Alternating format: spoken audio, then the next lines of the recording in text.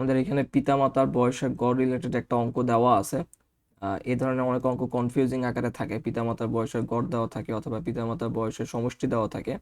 তো এই ধরনের একটা ম্যাথ আজকে হচ্ছে সলভ করে দেখাবো। সরাসরি আমরা ম্যাথে চলে যাই। তো এখানে একটা ম্যাথ দেওয়া আছে, ম্যাথটা হচ্ছে কি পিতামাতার বয়সের গড় দেওয়া আছে। পিতামাতার বয়সের গড় দেওয়া আছে হচ্ছে কি আমাদের 45 বছর। আবার পিতা মাতা ও পুত্রের বয়সের গড় দেওয়া আছে 36 বছর। আমার কাছে জানতে চাইছে পুত্রের বয়স।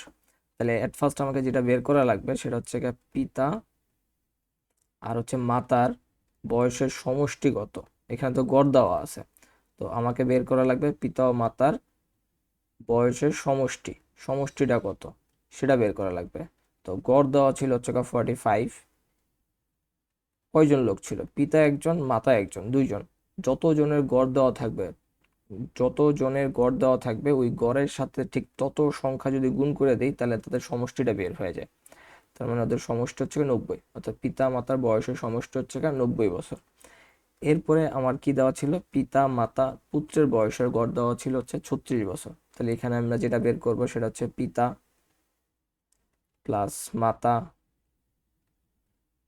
প্লাস হচ্ছে পুত্র, পুত্র বয়সের সমষ্টি বের করব। সমষ্টি। তো আমার গড় দেওয়া ছিল কত? গড় দেওয়া ছিল হচ্ছে 36। কয়জন লোকের গড় দেওয়া ছিল? এখানে পিতা একজন, মাতা একজন, পুত্র একজন, তিনজনের গড় দেওয়া ছিল। তাহলে 3 দ্বারা গুণ করলে আমি ওদের সমষ্টিটা পেয়ে যাব। তো 36কে যদি আমি 3 দ্বারা গুণ দেই তাহলে হবে হচ্ছে 108। তাহলে এই 108 হচ্ছে কি এই 3 জনের বয়সের সমষ্টি।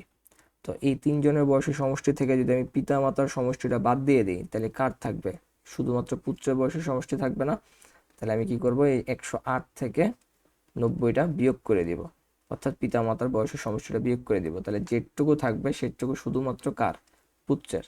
তাহলে পুত্রের বয়স হচ্ছে 18 বছর। 18 বছর। তাহলে অপশন ডি নাম্বারটা হচ্ছে আমার অ্যান্সার। তো এই ধরনের ম্যাথগুলো এইভাবেই সলভ করতে হয়, বা ডিরেক্ট যদি সমষ্টি দেওয়া থাকে তাহলে আরো সহজ হয়ে যায়। তো এখানে গড় দেওয়া ছিল।